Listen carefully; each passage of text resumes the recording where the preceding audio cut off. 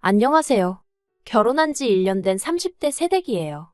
남들은 신혼이라며 한참 좋을 때라고 좋겠다 하는데 사실 저희 부부 거의 한 달에 한두 번은 꼭 싸우고 있었어요. 최근에는 거의 매일같이 싸웠고요. 하지만 결혼한 지 얼마 되지도 않은 상황에서 친정부모님 걱정시키는 게 싫어서 한 번을 속 시원히 말을 못했어요. 남편과는 지인의 소개로 만났습니다. 말 그대로 지인으로 솔직히 가까운 사이도 아니었는데 어느 날 갑자기 소개팅을 해준다고 해서 좀 의아했던 기억이 나요. 근데 그 무렵 제가 주변 친구들도 하나둘씩 시집가고 애 낳고 하는 거 보면서 마음이 조급해져 있었거든요. 그래서 덥석 그 소개팅을 하겠다고 든 거지요. 만나기로 한 장소는 카페였는데 남편이 먼저 도착해 있었어요. 사진으로 봤을 때는 솔직히 소위 새님이라고 해야 하나? 뭔가 공부만 할 줄 알고 다른 건 쑥맥 같은 느낌이었거든요. 그런데 막상 만나보니 재미가 별로 없긴 해도 어떻게든 분위기를 끌어가려고 노력하는 모습이 좋았어요.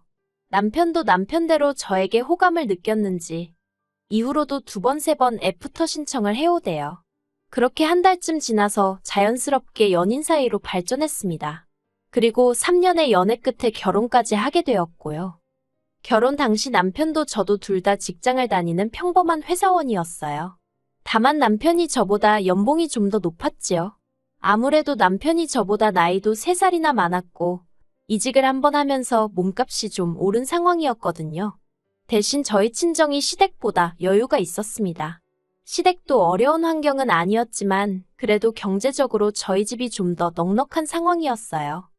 시부모님께서는 살고 계신 집하고 나라에서 나오는 연금이 전부였던 반면에 저희 부모님께선 당신들 사업장에서 계속 현역으로 경제활동을 하고 계셨거든요.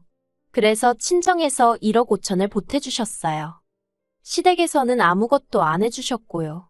말이 나와서 말이지만 원래는 친정에서 좀 더 해주고 싶어 하셨는데 제가 만류했습니다. 시부모님이나 남편이나 형편되는 사람이 좀 더 하면 어떠냐는 식으로 나왔는데 그런 태도가 솔직히 거슬렸거든요. 뻔뻔하고 염치가 없게 느껴졌달까요? 이후로 모아둔 돈 5천까지 해서 저는 2억을 해갔고 남편은 자기가 모은 돈 4천 들고 왔어요. 그리고 자기가 타던 차도 혼수라나 어쩐다나 그러면서 들고 왔는데 앞으로 3년은 더 갚아야 하는 대출이 남아있었지요. 그래도 그런 부분을 크게 문제 삼지는 않았습니다. 남편이 먼저 결혼 후에는 경제권을 저에게 넘기겠다 했고 앞서 말씀드린 대로 남편이 저보다 잘 버는 상황이었으니까 이래저래 계산해보면 제가 크게 손해라는 생각은 안 들었거든요. 그런데 결혼하고 2달이 되도록 경제권을 넘기겠다는 남편은 어찌된 일인지 돈에 대한 이야기만 나오면 자리를 피하기 일쑤였습니다. 그래서 참다 못한 제가 도대체 돈 관리를 어떻게 하고 싶은 거냐고 직접적으로 물었어요. 그러자 남편이 한다는 소리가 각자 하자더라고요. 각자라는 말도 도무지 이해가 되질 않았고 동시에 살림이라던가 주로 집안일에 신경 쓰는 사람이 저였거든요. 그렇다 보니 까닥하면 제가 제 돈으로 장 봐서 밥 해먹이고 그러게 생겼더라고요. 그건 말도 안 되잖아요. 그래서 그건 불공평한 것 같다고 하나하나 따져 물었습니다. 그리고 사실 다른 무엇보다도 남편의 말이 결혼 전과 달라졌다는 사실 자체에 기분이 무척 나빴지요. 아무튼 그래도 다행이라고 해야 할지 그때는 남편도 제 말을 듣고는 미안하다면서 저에게 자기 신용카드를 주고는 그걸로 장보고 집안에 필요한 데 있으면 쓰라 하대요. 그런데 아무리 남편이 카드 주인이라지만 정말 마트에서 몇천 원만 긁어도 바로 전화가 오더라고요. 카드를 받고 다음 날이었어요. 퇴근 후 마트에 들려 장을 보다가 고등어가 싸고 싱싱하길래 3마리, 그러니까 한 팩을 샀습니다. 그리고는 남편 카드로 긁었지요. 그런데 정말 결제하고 1분도 안 돼서 남편에게 전화가 걸려왔고 뭘 산 거냐고 묻더라고요. 그리고 그때만 하더라도 저는 남편의 그런 행동에 별다른 생각은 없었어요. 그래서 퇴근길에 마트에서 고등어 샀다고 얼른 가서 해주겠다고 속도 없이 대답을 했지요. 그런데 남편은 고등어를 몇 마리나 산 거냐며 짜증스럽게 물었고 제가 3마리 샀다니까. 사람이 둘인데 뭐 한다고 3마리나 샀냐며 승질을 내는 거예요. 어이가 없긴 했지만 3마리가 한 팩이어서 3마리를 살 수밖에 없었다고 설명을 했어요. 그럼 남편도 적당히 하고 멈춰야 할 거 아니에요. 그런데 기껏 한다는 말이 파는 사람한테 2마리만 사면 안 되냐고 물어보긴 했냐며 따지더라니까요. 그리고 그런 비슷한 일들이 몇 번이고 반복되니까 치사하고 더러워서 카드를 쓰기가 싫더군요. 그래서 남편더러 앞으로 생활비는 현찰로 주라고 했습니다. 당신 얼마, 나 얼마 각자 월급에서 각출해 생활하자고요. 그리고 그렇게 합의를 본 게 고작 50만 원씩이었어요. 그렇지만 사실 아무리 애 없이 2사람이 산다고 해도 100만 원으로 관리비에 공과금 다 내고 살림을 꾸린다는 건 불가능한 일이었습니다. 특히나 돈은 똑같이 내는데 왜인지 주방일은 저만 하고 있더라고요. 그래서 남편더러 당신은 청소와 빨래를 담당하라 했습니다. 그랬더니 돌아오는 남편의 반응은 알겠다면서 대신 자기가 해야 된다고 느낄 때 할 테니까 잔소리를 하지 말라는 거예요. 그래놓고는 청소기는 3, 4일에 한 번, 세탁기는 열흘에 한 번 돌리는 게 아니겠어요? 남편의 그런 꼬라지라고 해야 할지, 심술이라고 해야 할지. 아무튼 제가 직접 겪어보니 그동안 왜 회사에서 일하던 언니들이 맞벌이 하면서 동시에 집안일에 독박 육아에 왜 그렇게 허덕였는지 이해가 가더라니까요. 그리고 저는 언니들처럼 살 수는 없다고 생각했어요. 그래서 남편에게 집안일을 그따위로 할 거면 돈을 더 내라고 했지요. 그러자 남편이 자기는 불편한 게 하나도 없다면서 제가 예민하다는 식으로 몰아가는 거예요. 그래서 저도 주방일을 손에서 놔버렸습니다. 공용생활비로 장은 받아두었지요. 쌀 사다 놓고 반찬 사다 놓고 그리고는 말 그대로 알아서 챙겨 먹던지 말던지 마음대로 하라고 내버려뒀습니다. 식사를 차리게 되더라도 딱 1인분? 제목만 해서 먹었어요. 그리고 그렇게 지낸 지 3주쯤 되던 차에 생각지도 못한 일이 벌어졌습니다. 솔직히 남편이나 저나 둘 다 성인이고 결혼한 상황에서 일어난 일인 만큼 저희 둘이서 해결해야 한다고 생각했어요. 그런데 세상에 남편이 어머님한테 이야기를 했더군요. 그것도 자기가 한 짓거리는 이런 방구도 없이 제가 생활비를 받았으면서 살림엔 손끝 하나 대지 않는다는 식으로요. 그러니 어머님께서 제가 군기가 빠졌다나 어쨌다나 하시며 한달음에 저희 집으로 쫓아오셨습니다. 처음엔 솔직히 연락도 없이 찾아오신 어머님이 황당하고 어이없고 그렇지만 이내 차라리 잘 됐다 싶더라고요. 그래서 저도 어머님을 붙들고 그동안 쌓아뒀던 억울하고 답답한 마음을 속사포처럼 쏟아냈습니다. 그리고 저는 솔직히 어쨌든 어머님이 어른으로서 그리고 같은 여자로서 어느 정도 상황을 정리해 주실 줄 알았어요. 어머님은 평생 전업을 하셨으니 제가 느끼는 서러움도 어느 정도는 공감해 주실 줄 알았고요. 하지만 이게 웬걸요. 어머님께서는 제 이야기를 다 들으시고도 그래도 여자가 살림을 해야 하는 게 맞답니다. 생활비는 옛날에야 남자들이 외벌이를 했으니 그렇지만 요새는 같이 잘 버는데 왜 남편한테만 부담을 주냐 하시면서요. 이중자 때 내로남불이 이런 건가 싶어서 웃기지도 않더라니까요. 결국 저와 남편은 갈등의 골을 좁히지 못했습니다. 남편은 선심 쓰듯 자기가 생활비를 80만 원 낼 테니 저더러 이참에 주방일은 물론이고 청소와 빨래까지 도맡으라 했어요. 그게 마치 엄청난 배려인 듯 말이에요. 하지만 제가 막말로 30만 원이 아쉬워서 그 고생을 하겠어요? 제가 웃기지도 않는 소리라며 남편더러 꿈깨라 했습니다. 그리고는 앞으로 정말 각자 생활하자 했네요. 각자가 어떤 건지 한번 보여주겠다고요. 그리고 그때부터였습니다. 남편은 마치 저 보란 듯 하루가 멀다 하고 쇼핑을 해대더군요. 매일같이 세상 쓸모없어 보이는 장난감들을 사나르고 신발도 몇 켤레씩 사다 놓고요. 저 사람이 나랑 아이를 낳고 미래를 그려갈 생각이 있는 건가 싶을 정도로 앞뒤 가리지 않고 돈을 써대는 눈치였다니까요. 게다가 제가 식사를 챙겨주지 않았더니 매일 밤마다 배달음식에 3, 4만 원씩 쓰는 것도 예산일이었지요. 그리고 무엇보다도 저와는 말 한마디 상의도 없이 남편이 그동안 어머님 아버님께 한 달에 50만 원씩 따로 용돈을 드리고 있었더라고요. 자식이 부모한테 용돈 당연히 드릴 수 있어요. 하지만 결혼 초 제가 먼저 양쪽 집에 30만 원씩 해드리자고 했을 때 장인 장모님은 돈도 많은데 꼭 우리가 챙겨드려야 되는 거냐며 얼마나 툴툴거렸는지 모릅니다. 그래서 결국 유야무야 없던 일이 되었고요. 그런데 정작 남편은 저 몰래 어머님 아버님께 그렇게 큰 돈을 드리고 있었다니 정말 그나마 있던 정도 뚝뚝 떨어지고 한마디로 배신감이 들었어요. 그리고 그런 남편으로 인해 결혼을 내가 왜 했을까 하는 회의감을 느끼던 무렵이었습니다. 어머님이 소화가 잘 안 된다며 병원에 가셨는데 그곳에서 충격적인 이야기를 듣고 오셨더군요. 어머님 간이 다 망가졌다고요. 그리고 그렇게 어머님의 간이 망가지게 된 데에는 남편이 저 몰래 사들인 영양제가 한몫했지요. 어머님 말씀으로는 저희 남편이 영양제를 사다 주면서 하루도 빠지지 말고 먹으라고 했대요. 그런데 초기에 몇 번 먹으니까 영 속이 좋지 않더랍니다. 그래서 남편더러 환불을 받아오라 하니 쪽팔리게 무슨 환불이냐며 그리고 믿고 먹어야 효과가 있는 거라고 어머님더러 그냥 드시라고 했다대요. 어머님은 잘난 당신 아들이 그러라 하니 속에서 안 받는데도 그냥 꾹 참고 드셨답니다. 그리고 결국 그 영양제가 어머님 간을 다 망가뜨린 거였고요. 병원에서는 당장 간이식을 해야 한다 했고 그때부터 시댁의 병원비가 하염없이 들어가게 됐던 모양이에요. 참고로 알고 보니 저희 어머님 아버님 그 연세에 도움이 될 만한 보험 하나 없으셨지요. 그리고 그제서야 남편이 저를 찾았습니다. 하루는 퇴근하고 집에 왔는데 제가 손대지 않으면 돼지우리 같던 집이 정말 개미파리가 미끄러질 만큼 반짝반짝 닦여있는 게 아니겠어요? 거기다가 남편이 김치찌개까지 끓여놓고 생각지도 못한 상황에 오죽하면 제가 소름이 다 끼쳤을까요? 남편이 실실 웃으면서 얘기 좀 하자길래 그럼 그렇지 무슨 꿍꿍이가 있구나 싶대요. 하지만 그런 티는 내지 않고 뭐냐고 물었습니다. 그러자 분위기를 잡으면서 제 손을 꼭 쥐고는 어머님 이야기를 꺼내는 거예요.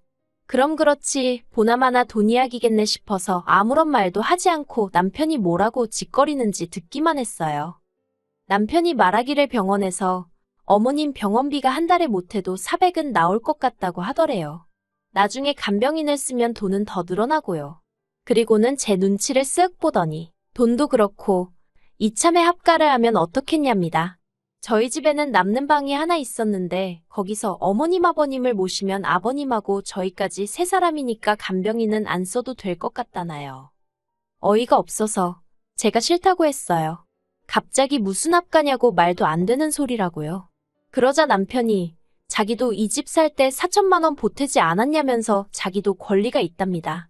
그래서 나는 2억을 들고 왔는데 4천 가지고 권리 어쩌고 하는 거 창피하지도 않냐고 무안을 줘버렸네요. 원래 돈 갖고 생색내는 거 아니라고 친정 부모님께 귀에 딱지가 않도록 들어왔던지라 남편이 생활비 가지고 사람한테 창피를 주고 불쾌하게 만들 때도 내가 결혼할 때 얼마를 해왔네 그런 소리는 안 했었거든요. 그런데 남편이 너무 뻔뻔하니까 이런 사람한테는 직접적으로 알려주는 수밖에 없다 싶대요. 그래서 그냥 내질러버린 거지요. 그러자 남편이 한다는 소리가 부부 사이에 그런 걸 어떻게 다 따지면서 사냐는 거예요. 가정이란 울타리가 생겼으니 남편에게는 장인 장모가 제2의 부모이고 저에게는 어머님 아버님이 제2의 부모랍니다. 그러면서 부모가 아픈데 모른 척하는 자식이 어디 있냐고요. 그런데 제가 별다른 반응을 안 보였어요.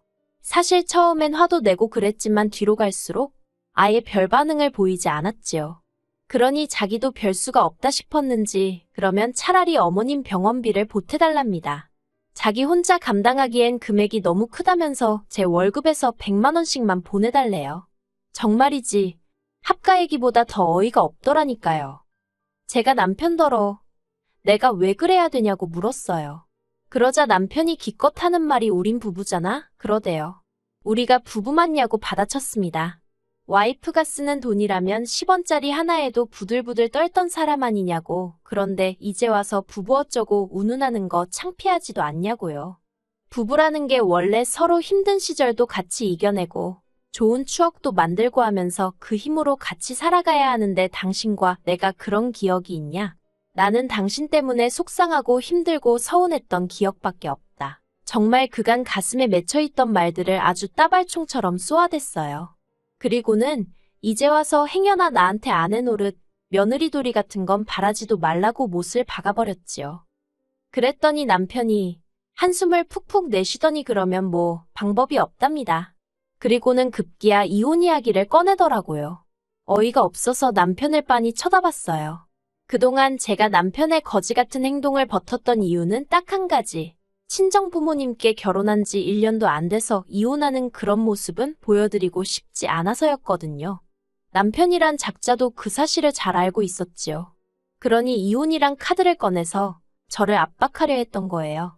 내가 결혼한 사람이 저렇게 비열한 사람이었나 하는 생각에 자괴감도 들었고 정말 화가 나대요. 그래서 마지막이란 심정으로 진심이냐 물었습니다. 그랬더니 진심이라면서 이혼하고 이 집도 팔아서 자기가 가져왔던 4천만 원 돌려달래요. 그걸로 어머님 아버님 병원비나 해야겠다면서. 그리고는 주변 사람들은 며느리인 제가 시부모님 병원비 보태드리기 싫어서 이혼한 여자라고 생각할 거라며 직장 생활은 가능하겠냐고 빈정거리는데 정말 손발이 부들부들 떨리더라니까요. 결국 저는 친정부모님께 사실 그대로 있는 그대로 모든 것을 털어놓았습니다. 친정부모님이 실망하실까봐 이혼만큼은 어떻게든 피해보려고 했는데 너무 괴롭고 힘들어서 그동안 남편이 저를 힘들게 했던 사소한 일들까지도 전부 다 말씀드렸어요. 사실 그동안 제 얼굴에 침 뱉기 같아서 그 누구에게도 속 시원히 제 이야기를 하지 못했거든요. 그래서인지 이야기하는 내내 눈물이 계속 흐르더라고요.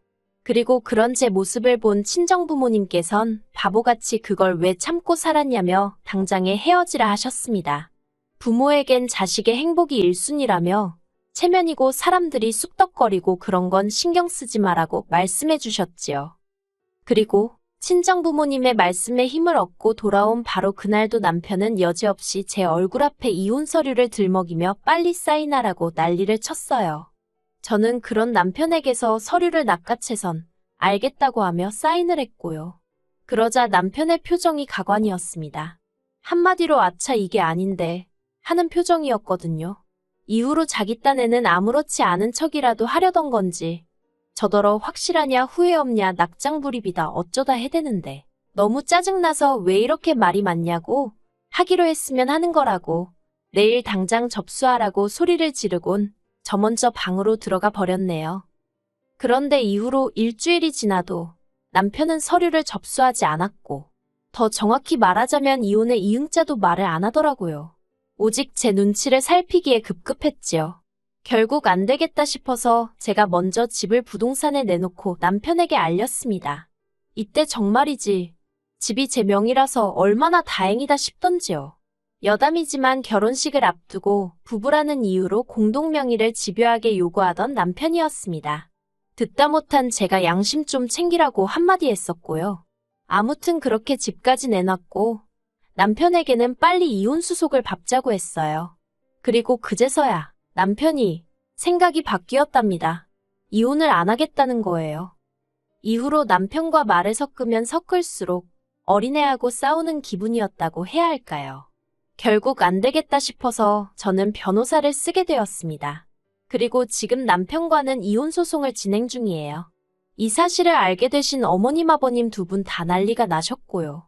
아버님은 도와달라고 한 적 없다, 병원비 안 줘도 된다 하시며 어떻게든 저희 두 사람의 이혼은 막으려 하고 계세요. 하지만 어머님은 저더러 세상에 시엠이 아픈데 이혼하자고 드는 며느리가 어딨냐면서 제가 당신 아들 인생 망쳐놨다고 나오지도 않는 눈물 쥐어짜내시며 제 탓을 하기에 바쁘시지요. 그리고 그런 어머님의 모습을 보고 있으니 정말 이혼해야겠다는 생각밖에 안 든답니다. 정말이지 할 수만 있다면 최선을 다해서 남편의 인생을 망쳐놔야겠다는 오기가 드는 지경이에요.